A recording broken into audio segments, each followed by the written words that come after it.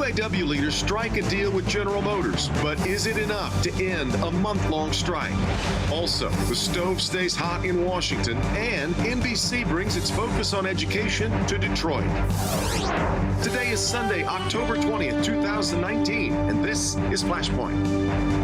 Hi, welcome to Flashpoint. Glad you're with us this morning, and it's good to be back with you after being gone last Sunday. We have plenty to talk about today. For starters, after the longest UAW strike in quite a while, we have a deal that at least the UAW leadership can live with, but can the rank and file? A 4-year contract. It is filled with goodies that seem to be eye-popping, $11,000 signing bonuses, and profit sharing that is no longer capped, something workers have wanted for eons. But the plant assurances that many workers wanted to see are absent, and the Lordstown, Ohio contingent was bitterly urging a no vote in no time at all. What's going to happen? We'll talk about that coming up this morning. Also, another wild week in Washington in which the headlines were barely able to be typed in real time before they needed to be scrapped and started over again. The president finally found the place where a lot of Republicans would part company with him.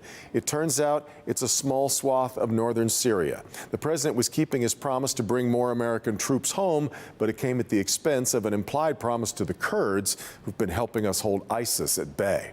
In the middle of that, we got the resignation of Energy Secretary Rick Perry and a jaw-dropping news conference from Mick Mulvaney that seemed to admit to the most malignant suspicions about the president's dealings with Ukraine, which Mulvaney then tried to walk back. We're going to talk about all that, too. Also, hopefully a little bit on the latest Democratic debate. We're also going to talk this morning with NBC's Rahima Ellis about the spotlight the network is going to put on education here in Detroit coming up this next week. It's a very full morning, all coming up today on Flashpoint.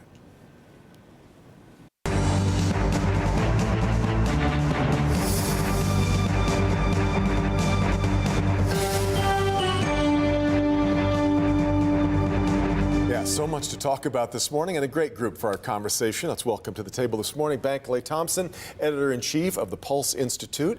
Jill Alper back with us again from Alper Strategies. Dennis Darnoy joins us again from Densar Consulting, and editorial cartoonist Henry Payne.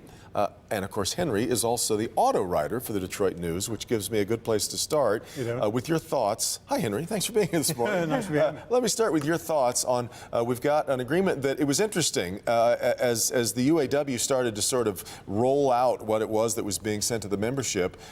They sounded pretty happy with it. It almost seemed like, well, obviously they're happy with it. Otherwise, they probably wouldn't roll it out. But then it met almost immediate resistance over the plant issue, even though, as I said, there seemed to be a lot of goodies in there. What do you think? Yeah, I think both sides got what they wanted. The UAW got a show of strength. This is a difficult time in the industry. A lot of movement going on, a lot of investment going on.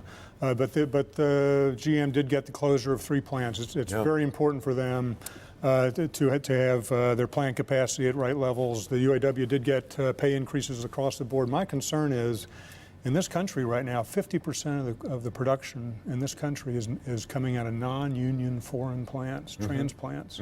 And I don't know that this makes GM and the big 3 more competitive against those transplants. These are big costs that this company You're worried that GM ingesting. is giving away too much. Exactly. Interesting. Bankley, your thoughts? Well, I think what's been underreported, Devin, throughout the entire fracas between GM and UAW is that the UAW has $750 million in a strike fund, and they were subjecting those strikers to $250 a week.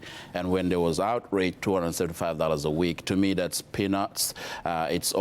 It's an unlivable wage, and you've had a lot of folks who have faced the threat of being evicted from their homes, looking to food pantries. In fact, there's an African-American woman, Jennifer McDowell, who died on the picket line, had a heart attack. So I wrote in my Detroit News column that the UAW need to tap into that $750 million strike fund and make those workers whole. I mean, if you care care about those workers, you ought to be able to make them whole. And that's what I think they should do, while at the same time negotiate what the future is for them. Well, there you go. We start with a little criticism then for both sides, I guess, in the way that this heads out. They want to have the vote finished and wrapped up by this Friday. We'll see if that happens. Dennis, this also, though, leads us into one of the president's promises that he made, that he was going to find a way to keep Lordstown open. That was just one slice of an unreal week again for the president. Yeah, you don't even know where to begin because it's drinking from a fire hose, as I say. Yes. So much of that strike took place in an environment where the news kind of drowned it all out.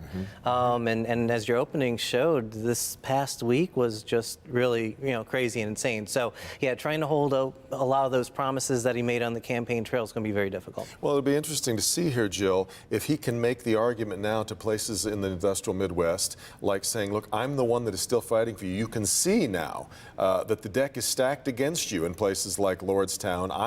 I'm still your champion. Or does it work out that the Democrats can say, look, he can't do anything about this any more than anybody else can? Yeah, well, how much of this upcoming election is even going to be about issues, and who will be helming each side? If the president's there, he may want to talk more about the economy because it is in better shape. But as we all know, people are working harder for less, and that was, I think, at the heart of this strike.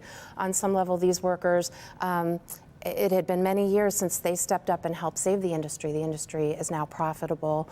And so Democrats, I think, are well positioned on either side. On the one hand, people cannot trust us abroad. Our foreign policy is broken. There seems to be this sort of wild, wild west atmosphere in Washington where things are lawless, and the White House doesn't seem to operate according to what our founding fathers would have wanted. And then there are bills being passed in a Democratic House that are sitting at McConnell's feet that are not getting acted upon, and the American people are suffering. It's interesting, Henry. I hear from a number of Trump supporters who seem to enjoy watching the chaos because they believe that that's what Donald Trump promised us, that he was going to shake up the status quo. We were not going to do things the way that they have been done for so long, and that's foreign policy. It's many, many fronts, and they seem to be enjoying it as almost a kind of a realization of the promise that he made that this was not going to be business as usual. Well, that's certainly the case. I mean, he's a fascinating politician. I mean, I really lament. I think a lot of the chaos is being caused by the Washington establishment, by the media that's constantly trying to feed the impeachment fire. I mean, that's politics that I think people are really sick of. But on the issues, you raise Syria, you raise the manufacturing base here in the Midwest. This is a very different guy. He's a very different Republican. I mean, he's a protectionist Republican who sounds Some much would more suggest not very Republican in that right. sense. Exactly. And as a result, that's why he's done so well in the Midwest, because he's picked up the working class. He's picked up UAW folks with his promises, very Dingell-like. John Dingell always promised reductions in foreign imports as a way to save foreign manufacturing. So that resonates with Democrats here. At the same time, that policy does not resonate with Republicans. The Syria stuff does not resonate with Republicans. That's a page right out of Barack Obama's book in 2008, Get Out of the Middle East. So I think that's what makes him a fascinating politician. And unfortunately, there's just so much political hate that people don't discuss the issues that you guys are talking disagree. about. I mean, it looks like Henry is coming from a different planet. What we're witnessing is almost like Michigan. What we're witnessing is almost like the moral collapse of our civilization.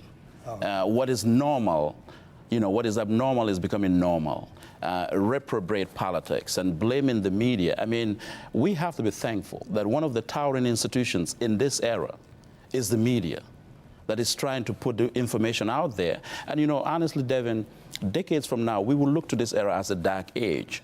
That people who could have stood up and spoke to power have refused, and we're just treating this as if it's just normal. This is not normal. I have said many times that I'm not sure how a journalist is supposed to exist, Dennis, if we're going to arrive at a post-truth world.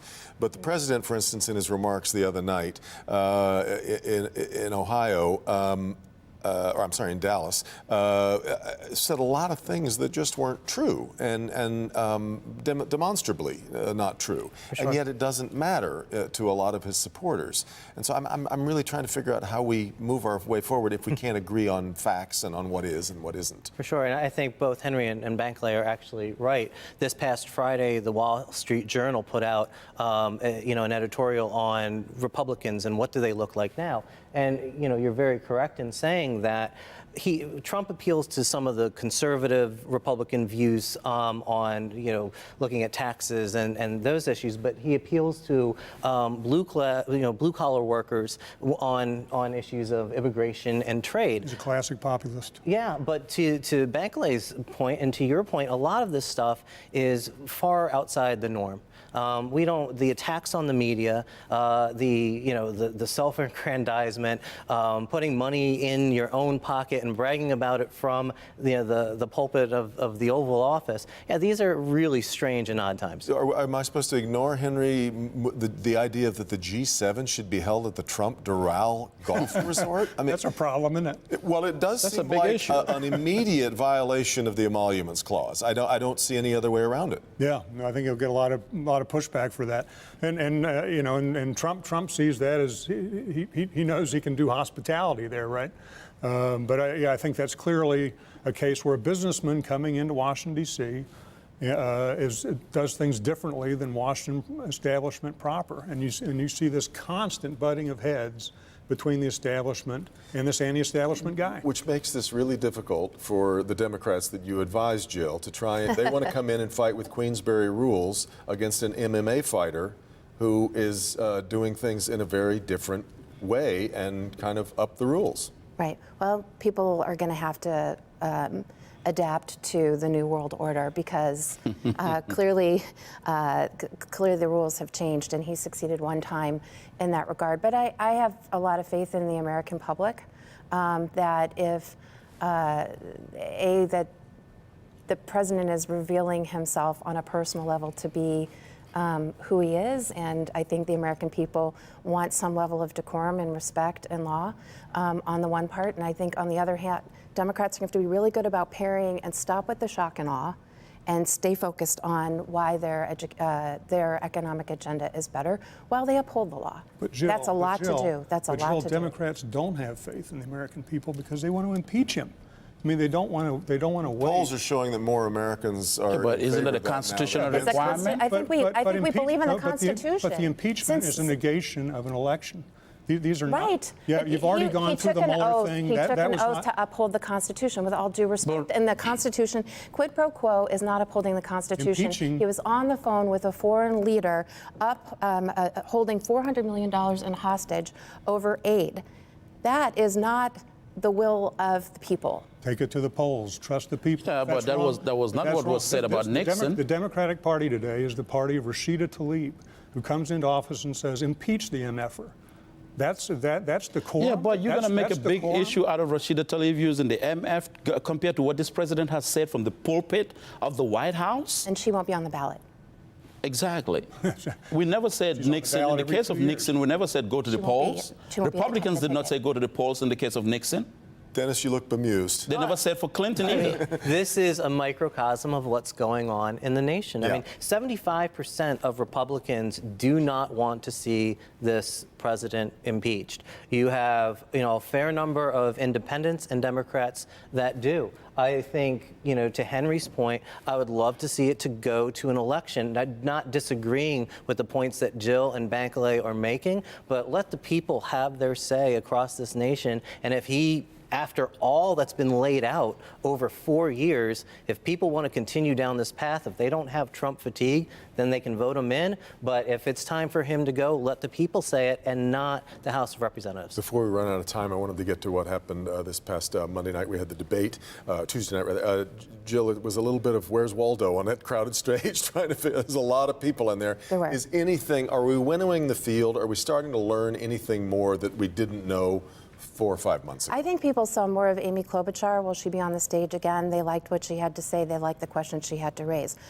They certainly like Mayor Pete. He got some more airtime and I think was able to He seemed to get the lion's share of debate reviews, I guess. He did quite well. And so, and it's up now to Elizabeth Warren, who has a nice trajectory in terms of money and polling, to try and stay there, and for the vice president to try to stay there as well. So I think we were exposed to more of a conversation among the people who are in that top tier and next level. Henry, the president has complained bitterly, of course, about Joe Biden. That's really at the center of what we have seen happen a lot or didn't happen, depending on your point of view, with Ukraine. Has it worked? Because Joe Biden is struggling a little bit in a way that he was 12 points up on everybody not that long ago and no longer is. Yeah, and I think Biden already had a generational issue. I mean, Jill talks about Buttigieg. You've got some new generation Democrats coming. I think I think there's a real hunger in the Democratic Party for something new, and so I think at the end of the day, what is most damaging about Ukraine is how swampy that Hunter-Biden deal looks. I think that's going to sink Biden. That is swamp politics. Weird from a guy who appointed his daughter and son-in-law to positions in the That's White right. House. For Exactly. But so I'm not sure anybody has Already in the exclusive business? on What is the nepotism. qualification for them to be there? Gotta get to a break. Jack, thanks so much for the conversation. We'll talk with Rahima Ellis of NBC News about Detroit and education next.